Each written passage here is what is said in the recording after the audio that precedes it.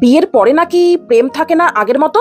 কিন্তু আমাদের এই চতুর্থ ভ্যালেন্টাইন্স বলল ওসব মিথ্যে কথা, ছাড়তো। বিকালের এই নরম আলোয় দুইজনে হাত ধরাধরি করে চলে এলাম এই শেফরার দোকান ঘরে। বললাম বেশি কিছু চাই না, শুধু ওই একটা লিপস্টিক। ভাবলো বেচারা আজ বুঝি খরচ হবে সামান্য, একদমই সিম্পল ট্রিক। দাম যখন শুনলো $40, 2500 টাকার মতন ঠিক। মুখে তার নীরবতা, সাথে গভীর আর বিস্মিত দৃষ্টি নিক। কিন্তু বউয়ের আবদার না রাখলে যে ক্ষতি, তাই তো হাসি মুখেই কিনে নিল।